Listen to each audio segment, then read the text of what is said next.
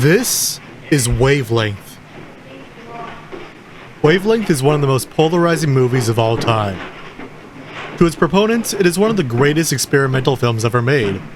To its detractors, it is a boring and pretentious piece of garbage. A third opinion would be difficult to find. It's not exactly a movie you think is just okay. If you enjoy Wavelength, it is near impossible to nitpick. If you don't, you will find no redeeming aspect. Any attempt at an objective analysis will be met with an immediate problem. Very little happens in the film. What you see right now on the screen is essentially all you will get. A single shot of a room. 4 windows, 3 walls, a floor, ceiling, pictures on the wall, and a random assortment of furniture. You can hear the sound of a city in the background. You will never see any of it, besides what is visible through these windows. The screen flickers with color. Soon, 2 human figures will enter the room. I call them that because it wouldn't be quite right to call them characters. They have no names. Their dialogue is barely audible. Their motivations are unknown. And in just a few minutes, they will leave the scene. Don't get too attached. They will never be seen again. Throughout, you may hear the titular wavelength, a ringing hum that increases in pitch and volume as the film goes on. It's okay if you can't quite hear it right now. I'm sure you will later. This small slice of the film will summarize the rest of the experience. You shouldn't expect much more to happen from here on out. You will continue to look at this room. Occasionally, the screen will be bathed in a different color. And when the film is especially exciting, a person will walk into frame and exit not too long after. If you're watching with a careful eye, you may notice we are ever so slowly inching our way forward. I promise that by the end, we will make our way across the room. But it will require patience, because this single shot lasts for the entire duration of the movie. Wavelength is 46 minutes long. This video is shorter, but you may still be waiting a while. It took me a long time to confidently say that I understood Wavelength myself. Wavelength was one of the first experimental films I had ever seen. It was far and away the most unique thing I had seen at that point. But it was boring. Incredibly boring. Nothing was happening. I was beginning to feel that I was wasting a perfectly good movie night. But for some reason, I kept watching. And as I watched, a funny thing happened. I started to like it. I was enjoying staring at this wall. Sure, the movie was weird and different and boring, but something about it really hooked me. But I didn't know what. I had no idea what to do with that experience. It was during a time where I was branching out from blockbusters and I was discovering old classics, but I didn't really engage that deeply with them. My understanding of art was based on nothing but a good versus bad dichotomy, and I brought along that methodology even when it was clearly limited. Citizen Kane? Good. Vertigo? Good. Pulp Fiction? Good. If I was truly engaging with this art, I would have had a lot more to say, but that was about it. I hope I don't have to tell you how shallow that engagement was. And I know where I got it. Personally, I didn't really pay attention in English class. I did well, grade-wise, but you know, sometimes those classes are more about reading the teachers than it is reading the books, and showing up on time with the homework done. Outside the classroom, I grew up consuming a very specific form of media criticism. Popular YouTube channels. I watch things like CinemaSins, Honest Trailers, you get the gist. I'm not trying to pick on these channels, they do a very good job at what they do, and I'm sure they helped in some way to contribute to my love of art. But they exist more to share gut feelings and common experiences in an entertaining way than to provide a deeper appreciation for the medium. They didn't give me the tools to understand art in the way I would have liked in retrospect. But the media critic I watched most and was most influential to me was the angry video game nerd. I didn't watch him during his heyday. There were more popular gaming YouTubers by the time I started watching, but I found none as entertaining as him. Plus, he had an extensive backlog that other YouTubers didn't have, and I had a lot of time on my hands. The Angry Video Game Nerd was one of the first popular YouTube shows. It followed a character called the Nerd as he would angrily review an old retro game that he found particularly bad. He would usually have a personal history with it, and the review would revolve around rectifying the past, getting back at the games that afflicted his childhood. These arguments were often supported by the nerds' frustrated reactions to replaying the game.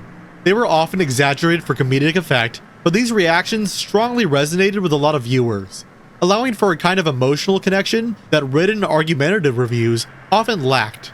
Never underestimate the persuasive power of a video game death followed by a man yelling, "What were they thinking?" at a camera. Its creator, James Rolfe, was a former student in film studies, and his knowledge of the medium, however incomplete, made his videos far more conventionally cinematic than the unscripted webcam footage that was much more common at the time. This may seem basic, but it really did make him stand out among the crowd. In the gaming niche, for example, one of the most popular genres was pointing a camera at the TV and talking about random stuff while playing whatever, completely unedited. It was a different time. But as I grew up, my taste in criticism evolved with me. Somewhere along the line, I stopped wanting to watch people complaining about games I had never even played, and instead seeked out writing that would help me engage with my own relationship to art. And so, one day when I was looking for content about Wavelength that could help me better understand it, I found a surprise in the search results. It was James Rolfe, the creator of the Angry Video Game Nerd, whose channel I had not seen or even thought about in years. This enigmatic figure from my childhood appeared out of nowhere to talk about a relatively obscure experimental film from the 60s, and it was titled, "What's the Worst Movie Ever?" Now, I want you to understand something. There is a dearth of videos regarding experimental art like Wavelength. There is little audience for this kind of content, and only a small number of people interested in making videos about it. In fact, part of why I wanted to make a YouTube channel was to talk about these very specific sub-niches that aren't exactly profitable to make, monetarily or artistically. And mark my words, nobody will ever make a video about the Angry Video Games Nerd review of Wavelength. That is such an extremely specific topic with such a small overlap that I have to assume that I am the only YouTuber in the center of that Venn diagram. Nobody else would ever do that. But that makes Rolf's video even more interesting to me. Wavelength isn't a popular punching bag that will get you a ton of views. It's not New Star Wars is Bad Part 117. I doubt it's a film that Rolf's audience even has on their radar. So I can't imagine this video being made unless there's a genuine passion behind it. Rolf truly believes that Wavelength is the worst movie ever made, and nothing else can compare. Just listen to how Rolf describes the film in comparison to how I've presented it. We're summarizing the same exact film and the same events, but our own personal tastes and experiences strongly affect how we communicate its more objective aspects. This is an experimental film, which I think is an experiment in torture. Let me tell you what this film's about. The fact is, it's about nothing. It's a shot of a wall with windows, but still a wall. And all that happens is you zoom into this wall over the course of 45 minutes. That's the total length of the film. You might think 45 minutes can't be so bad, but it feels like 10 hours. And it made me feel like I was going insane. As of writing, this is by far the most popular video about Wavelength. It has almost 1 million views, which I have to assume is many times more than Wavelength itself ever had. This saddens me. Not because I'm upset that people aren't appreciating high art cinema or whatever, but in the way it's sad when you share a funny video with a friend and they don't like it. It's a reasonable point of view to have, and they're not wrong for having it, but I'd like it a whole lot more if they shared my praise. Rolf's review is not unusual. What he describes is a pretty fairly common response to Wavelength. He even mentions in his review that most of the other students he watched it with felt the same way. So I do not want to pick on Rolf specifically, but I will be using him as an example. I'll be responding to some of the arguments he makes in this video, and I'll even delve a bit into his background to see why he might have this reaction. So let's try to interpret Wavelength on a deeper level.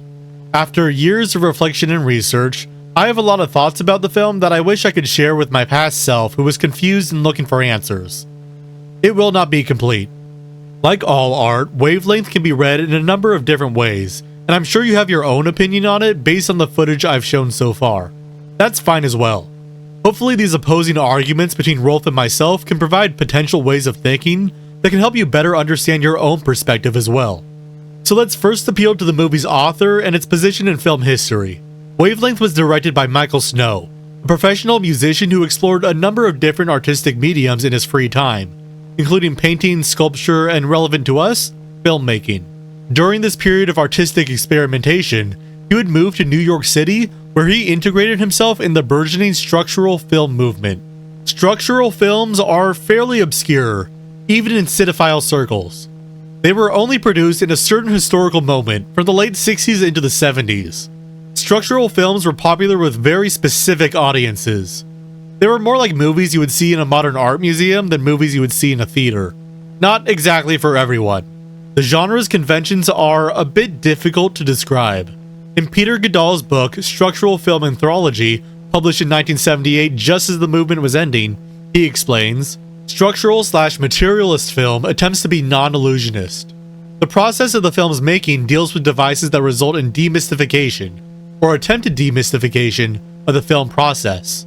But by deals with, I do not mean represents. In other words, such films do not document various film procedures, which would place them in the same category as films which transparently document a narrative. The film produces certain relations between segments, between what the camera is aimed at and the way the image is presented.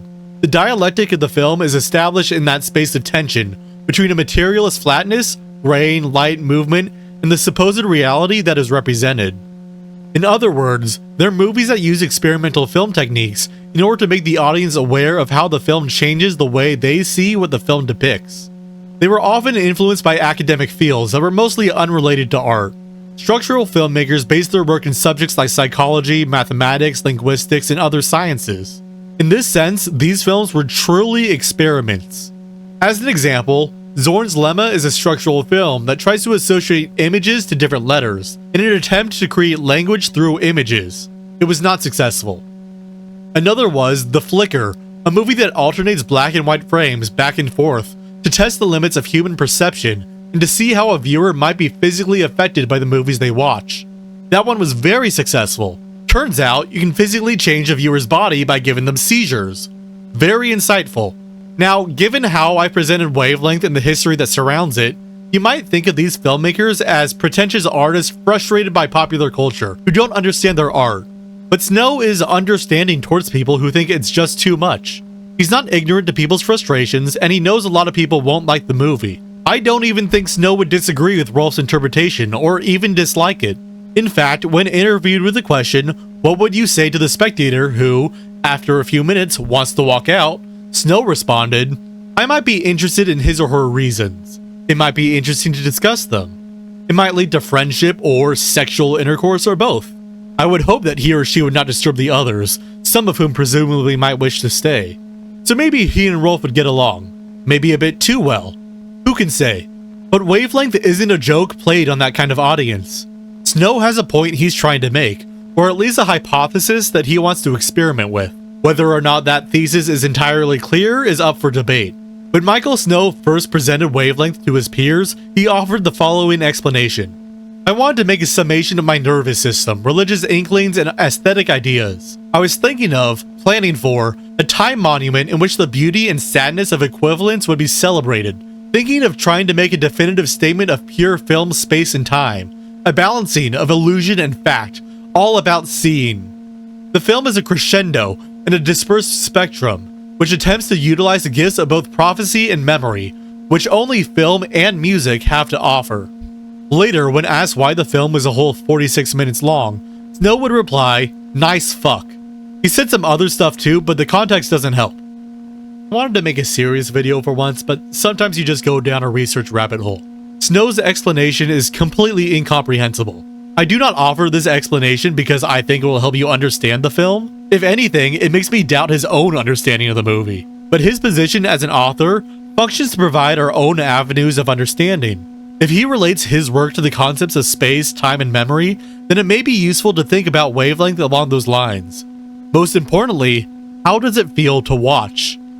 The movie and everything in it is contained within the slow zoom and minimal action that forces viewers to experience time as it is, without the distractions of narrative or conventional editing. This continuous, unbroken shot presents an indivisible flow, and within this flow, this experience is disrupted. There is the background noise, the cars moving in the background. The wavelength is continuous and grounded, but the noise of the car seems to come out of nowhere. The same is true of color. Right now you can see the beating of the white light, going back and forth. This beat currently is consistent, but soon colored light will come in, and when these colored lights flicker, it presents a new tempo to the film. The light is a kind of visualization of a conceptual music, but this element of abstract cinema will be disrupted by the human. When we watch the abstract sections of the film by itself, there is a unique kind of experience only made possible by being alone.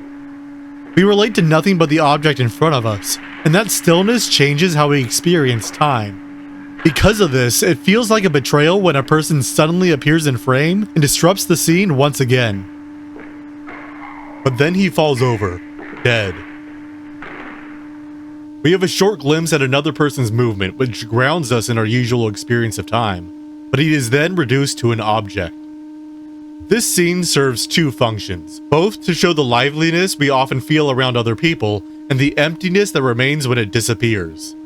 But the flicker of color continues and presents a form of motion that still presents a sort of change and becoming. Wavelength avoids the anthropocentrism that often surrounds narrative film, but also acknowledges the human as a part of a larger whole. It's an interesting move that's rare in both popular film and in experimental film. Now, let's see how Rolf interprets the scene. You know, you're sitting there the whole time like, okay, and then, whoa, it's a dead body, somebody's dead. Wow, you never expect that a movie like this would have a body count. And what's the cause of death? What the hell happened? Who cares? You're just glad to get any mild form of entertainment. But that's it. That one precious moment, that's all you get. Instead of seeing the death as a purposeful shift in the film's meaning, he instead interprets it as a moment of excitement in a sea of boredom. He's also interested in what the death means diegetically, the lore of Wavelength, if you will. He's much less interested in the effect the scene has on the viewer than he is in what it means for the fictional universe that's depicted. Now, I don't want to put myself in a superior position to Rolf. I too have seen plenty of critically acclaimed experimental films that I do not get and do not like, and also experimental films that I do get and do not like. This is not a general failure of Rolf to understand the complexity in art, but a specific and particular one. In a follow-up video, he explains that Maya Deren's short avant-garde movie, Meshes of the Afternoon, is one of his favorite experimental films. And that's an opinion I share. Loving any of Maya Deren's work is a strong indicator of good taste. But it's a curious film to directly compare to Wavelength, because they are trying to do very distinctly different things. Meshes of the Afternoon is fantastic and complex and innovative, but it also contains a narrative that is very conventionally told. It follows a normal woman's journey through a series of surreal and experimental sequences that provide the context for a lot of creative, symbolic interpretation. And because of these recurring motifs of sleep and the merging of the real and surreal, it can be easily grounded and understood as her experiencing and navigating through dreams. Some good comparisons to make are Alice in Wonderland and Inception, two films that can be similarly bizarre and extraordinary, but have comprehensible narratives following a normal character's dream. In comparison to Wavelength, Meshes of the Afternoon has a similar experimental filmmaking spirit, but is engaging in concepts that are much easier to interpret. It's about dreams, and the filmmaking is in service to that. All the weird occurrences are subjective of what she's going through in her mind. Long before The Shining, this is the format that so many modern horror films would eventually follow. I always thought the idea of the mirror face was pretty neat. I mean, what could that mean? If you look into the Reaper's face and see your own face, does that mean you are the Reaper? We can see in Rolf's analysis that his understanding of its concepts are deeply symbolic and representational, without much specificity or depth. To Rolf, Meshes of the Afternoon may be experimental and illusory, but that is excused because those parts that are difficult to understand can be easily assigned meaning without requiring any personal self-reflection. It's a method of interpretation where the movie does not exist for us, but for the character who lives inside it. I think that this response to art is indicative of a certain kind of fear. Not fear as a kind of pathologized mental condition, but as a general avoidance. Rolf wants to avoid interpreting art in relation to his own phenomenal experience. He wants to be presented with the world and to see the mechanisms of its internal operations. When he is instead left alone with the abstract and forced to engage with his own thoughts instead, he doesn't like it. To him, that's bad art. And this, too, is something I connect with the way Rolf sees time. Throughout his review, he mentions the grueling length of the film. Wavelength is boring, and a lot of your time is spent waiting. In response, Rolf says that the film feels much longer than it is. It's only 46 minutes long, but to him it may as well be hours. And to analyze this way of thought, I want to bring in a classic philosopher of time, Henri Bergson. We usually think about time in a segmented form, measured in specific units: minutes, hours, days, and years. We take the flow of time and we reduce it in the same way we would with distance, a measurement that can be extended to similar spaces. This isn't a bad thing. In fact, it's frequently very useful. Imagine doing a scientific experiment, playing a football game, or planning a birthday party without any reference to quantitative time measurements. It would be awful, none of it would work. But Bergson wants us to be able to experience a different form of time. Instead of thinking about time quantitatively, we could instead think about it qualitatively. He introduces the concept of duration, which emphasizes the continuous flow of time as we experience it. Duration is time as lived and felt, not broken into discrete units, but as an unbroken, seamless stream. Bergson argues that by focusing solely on the quantitative aspects, we miss the richness of our lived experiences. He encourages us to appreciate the qualitative aspects of time, how moments feel, the subjective flow, and the nuances that come with personal perception. This perspective helps us connect more deeply with our experiences, allowing us to live more fully in the present moment rather than constantly segmenting our lives into abstract measurements. And our perspective on duration changes the way we experience boredom and waiting. One example he gives is the waiting required to mix sugar water. If I want to mix a glass of sugar and water, I must, willy-nilly, wait until the sugar melts. This little fact is big with meaning. For here, the time I have to wait is not that mathematical time, which would apply equally well to the entire history of the material world. It coincides with my impatience, that is to say, with a certain portion of my own duration, which I cannot protract or contract as I like. It is no longer something thought, it is something lived. And this productive form of waiting is something that Wavelength provides. It is not merely boring, but an opportunity to go deeper into our consciousness and experience. Bergson also connects his ideas about time with his ideas about memory. Memory is our way of going back to the past, after all. The two are deeply connected. Like his two definitions of time, Bergson creates two definitions of memory: habit memory and pure memory. Habit memory is practical and repetitive. It refers to learned behaviors and skills that we perform automatically, without conscious thought, and is strongly connected to quantitative time. When we consistently repeat our actions without self-reflection, we are engaging in a habit memory. As a random unrelated example, if you've been making the same YouTube videos over and over again for nearly 20 years without any meaningful innovation, you might be relying on habit memory. Just a random example, don't read into it. Pure memory, on the other hand, is qualitative and continuous. Pure memory is not about mere habit, but about the unique, singular experiences that shape our consciousness.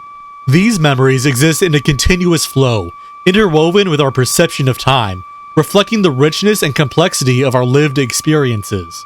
This, too, is an element of Wavelength. As the film goes on, past images interweave with the present, visually depicting a sensation of qualitative time.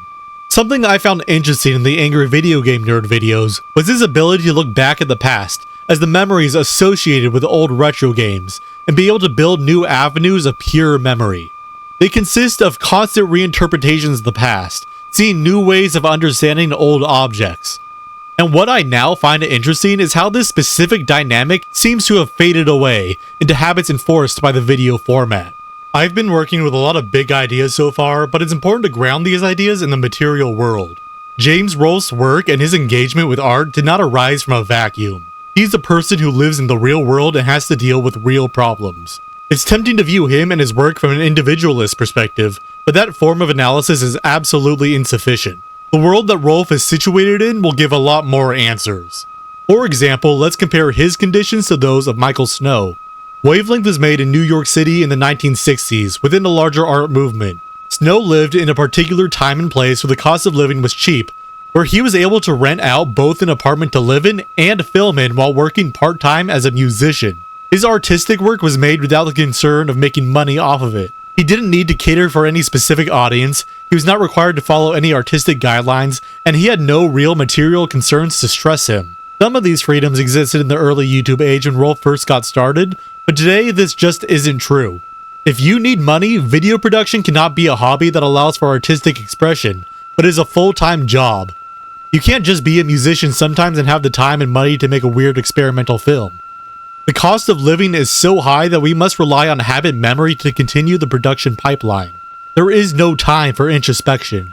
Videos must cater in very specific ways to very specific audiences. We can't afford to spend our precious time to experience duration. In 2003, Michael Snow would re-release Wavelength to alleviate these concerns. He created a new film, the aptly named Wavelength for Those Who Don't Have the Time.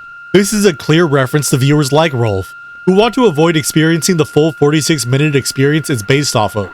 The film consists of the same content as Wavelength, but shortened to about 15 minutes, a third of the original runtime. It does this by literally overlaying 3 different 15-minute chunks of Wavelength, and playing them all at the same time. Despite technically having the same footage, Wavelength for Those Who Don't Have the Time is a completely different experience. Instead of sitting with the shot and moving with it, we are instead bombarded with an overload of sights and sounds that are difficult to comprehend. It's frankly unwatchable. The Bergsonian experience of duration seems to have disappeared from the work, being replaced with an uncomfortable experience of the present moment. It's not clear if the film's very existence is a joke, as a satire of a kind of viewer desire, or a genuine attempt to meet the audience where they are. Either way, the work speaks for itself. The original Wavelength film produces a unique phenomenon that cannot be reduced in a more approachable way without compromising itself. Nothing compares. And as we come closer and closer throughout the film, we finally make out the main point of focus. A photograph of the sea. Of waves. On the one hand, this is another joke from the always amusing director. Wavelength is referring to the length it takes to get to the waves. But on the other hand, it provides another interesting mode of interpretation. Waves are homogeneous. There is no way to easily segment the ocean in any meaningful way, and yet it moves. We have to interpret its motion in a holistic way, and time moves along with the same flow. This is where my favorite part of the film comes in. As the image of the waves engulfs the screen, another image comes in along with it. It's the same image, but from a different period of time within the film. The past, present, and future fade together, and they become difficult to differentiate. My favorite writer to extend these Bergsonian ideas and to bring them into a practical space is Elizabeth Gross, and I want to share a quote that I think ties it all together. This is indeed the primary relevance of the past. It is that which can be more or less endlessly revived, dynamized, revivified, precisely because the present is unable to actualize all that is virtual in it. The past is not only the past of this present, but the past of every present, including that which the future will deliver. It is the inexhaustible condition, not just of an affirmation of the present, but also of its criticism and transformation. It is nothing but the attempt to reactivate that potential, or virtual of the past, so that a divergence or differentiation from the present is possible. And in this moment, the meaning behind Wavelength becomes clear. Michael Snow is communicating something special, something that can only be felt and experienced in this manner, and that is what makes Wavelength great. He's going to take you back to the past, to watch a shitty film that sucks ass.